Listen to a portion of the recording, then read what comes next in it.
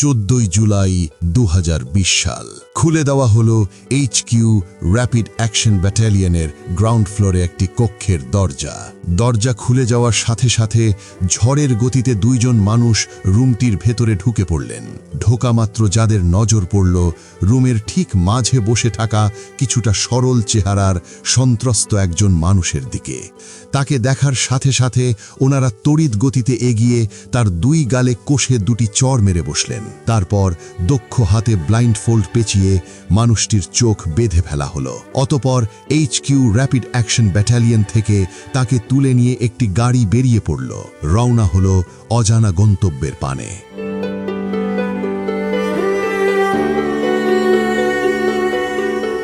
লম্বা সময় গাড়ি চলার পর যখন মানুষটিকে গাড়ি থেকে নামানো হচ্ছিল তখন আচমকা তার ব্লাইন্ড ফোল্ডটি খুলে গেল। তিনি দেখলেন যে তাকে পুরাতন একটি বিমানবন্দরে নামানো হয়েছে। ঘড়ির কাঁটা তখন সন্ধ্যার 7টা স্পর্শ করেছে আর তাকে নিয়ে যাওয়া হচ্ছে বিমানবন্দরের মাটিতে লিফট অফের জন্য অপেক্ষমান থাকা একটি হেলিকপ্টারের ল্যান্ডিং প্যাডের দিকে। ঘুরতে শুরু করল ল্যান্ডিং প্যাডে দণ্ডায়মান কপ্টারটির ব্লেড। চপারটি ছিল RAB এয়ার উইংয়ের নিজস্ব বেল 407। সেখানে তাকে তুলে দেওয়া হলো।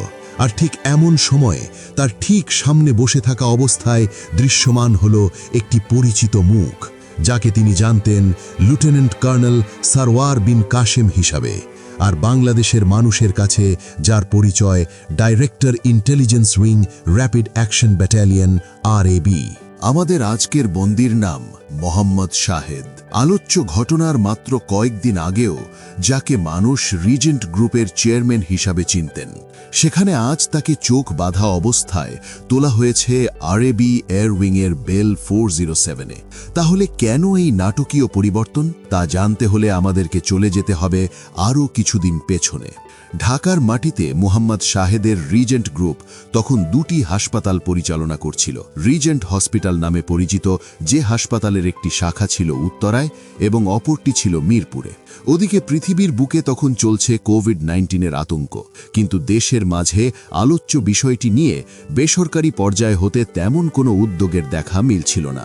এমন পরিস্থিতির মাঝে একদিন তখনকার স্বাস্থ্য সচিবের পক্ষ হতে মোহাম্মদ শাহেদের কাছে একটি ফোন আসে।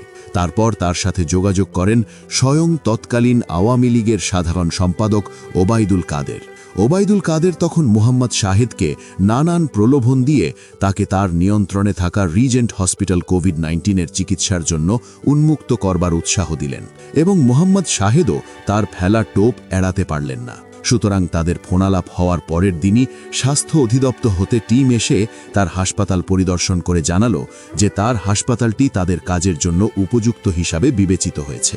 ফলাফল স্বরূপ তারা মোহাম্মদ শাহেদের সাথে তার হাসপাতালকে কোভিড-19-এর চিকিৎসার জন্য ডেডিকেটেড করা হয়েছে মর্মে একটি চুক্তি স্বাক্ষর করলেন। তারপর সবকিছু বলা চলে ভালোভাবেই চলছিল, কিন্তু বিপত্তি ঘটল তখন যখন দৃশ্যপটে আগমন করলেন brigadier general Mohammad Shahidullah sir. তিনি তখন director central medical store depot হিসেবে দায়িত্ব পালন করছিলেন। তিনি আচমকা একদিন মোহাম্মদ শাহেদকে তার সাথে সাক্ষাৎ করার অনুরোধ করলেন। তিনি সেখানে গেলে মানুষটা তাকে যা বললেন তা নিম্নরূপ: দেখুন শাহেদ ভাই, আমাকে তো এখান থেকে সরে যেতে হবে। Brigadier general Mohammad Shahidullah sir বললেন, মোহাম্মদ শাহেদকে কেন? উত্তরে তিনি মোহাম্মদ শাহেদের সামনে একটি ল্যাবরেটরি রিপোর্ট মেলে ধরলেন, যেটি ছিল বেক্সিমকো গ্রুপের সালমান ফজলুর রহমানের হাত ধরে ইন্ডিয়া থেকে ক্রয় করা COVID-19-এর ভ্যাকসিন বিষয়ক একটি রিপোর্ট, যেখানে পরিষ্কার করে লেখা ছিল যে আলোচ্য টিকা যিনি গ্রহণ করবেন তার ক্যান্সারের মতো রোগে আক্রান্ত হওয়ার সম্ভাবনা রয়েছে।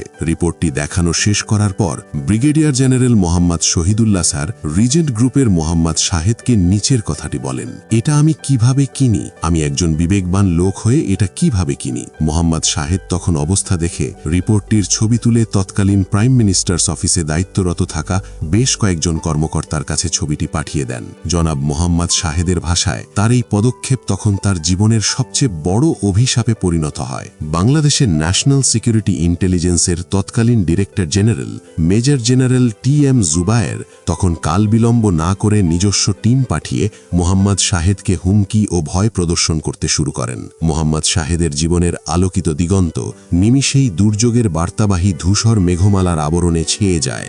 Brigadier general Mohammad Shahidullah sir মারা গেলেন। তার জীবনের শেষ দিনগুলিতে ভুয়া N95 মাস্ক সরবরাহের দায়ের মতো স্ক্যান্ডালে জড়িয়ে বিতর্কিত করা হলো। ফলে AHQ বাংলাদেশ আর্মি তাকে ফিরিয়ে নিয়ে গেল তার পূর্বের বাহিনীতে। কিন্তু ফিরে যাওয়ার পরেও আর্মি মেডিকেল কোরের এই আলোচিত নির্ভীক ও নীতিবান কর্মকর্তাকে দমিয়ে রাখা সম্ভব হয়নি। তিনি সেখান থেকেই 30 মে তারিখে বাংলাদেশের জনপ্রশাসন মন্ত্রণালয়ের মাননীয় সচিবের কাছে স্বাস্থ্য অধিদপ্তর ও CMSD-কে সিন্ডিকেট মুক্ত করার অনুরোধ জানিয়ে চিঠি প্রেরণ করেন। CMSD ও সরকারের নীতি নির্ধারণী পর্যায় থেকে আলোচ্য সিন্ডিকেটের অংশ হিসাবে যারা কাজ করে তাদের বিষয়ে বিস্তারিত তথ্যও তিনি তাকে দিয়েছিলেন। তারপর শনিবার দিন দুপুর 2:56 ঘটিকা 25 জুলাই 2020 সাল তারিখে কম্বাইন্ড মিলিটারি হসপিটাল ঢাকাতে কোভিড-19-এর কারণে তিনি চিকিৎসাধীন অবস্থায় ইন্তেকাল করলেন। মোহাম্মদ শাহেদকে নিয়ে আলোচ্য নাটকের মঞ্চায়ন চলাকালীন সম্পূর্ণ সময়টি তিনি হাসপাতালের মাঝে অবস্থান করছিলেন বলে ধারণা করা হয়। এখন আমরা পুনরায় ফিরে আসছি মোহাম্মদ শাহেদের কাছে। তিনি তখন PMO-তে ছবি পাঠিয়ে সরকারের চরম বিরাগভাজন। সুতরাং তৎকালীন বাংলাদেশের minister of home affairs MHA Asaduzzaman Khan Kamal তাকে বললেন যে আপনি সারেন্ডার করেন, আমরা ব্যবস্থা করে দিব। ফলে তার আশ্বাস অনুসারে তিনি সারেন্ডার করলেন, যা ছিল 20 সালের জুলাই মাসের 8 তারিখের ঘটনা। সারেন্ডারের সাথে সাথে তাকে HQ র্যাপিড অ্যাকশন ব্যাটালিয়নে নিয়ে যাওয়া হলো, যেখানে তিনি আমাদের আলোচিত 14 জুলাইয়ের মুহূর্তটি নাগাদ বন্দি অবস্থায় কাটালেন। আমরা এখন সেখানে ফিরে যাচ্ছি। হেলিকপ্টারে তোলার আগে মোহাম্মদ শাহেদের চোখ থেকে খুলে যাওয়া বাঁধন পুনরায় পরিয়ে দেওয়া হয়েছিল। চপারে তোলার পর তা আবার খুলে গেল। তখন তিনি আবিষ্কার করলেন যে আরবি ইন্টেলিজেন্স উইংয়ের ডিরেক্টর স্বয়ং তার সামনে বসে রয়েছেন, যার সাথে কিনা তার পূর্ব হতে পরিচয় ছিল। ফলে তাকে উদ্দেশ্য করে নিচের প্রশ্নটি করলেন তিনি, ভাই আমাকে কোথায় নিয়ে যাচ্ছেন? উত্তরে সেখানে লেফটেন্যান্ট কর্নেল সারোয়ার নীরব রয়ে গেলেন। তবে মোহাম্মদ শাহেদের পাশের অপারেটিভ সাথে সাথে তার মুখ চেপে ধরলেন। তারপর হেলিকপ্টার ফ্লাই করে খুলনার RAB 6-এ এসে অবতরণ করল।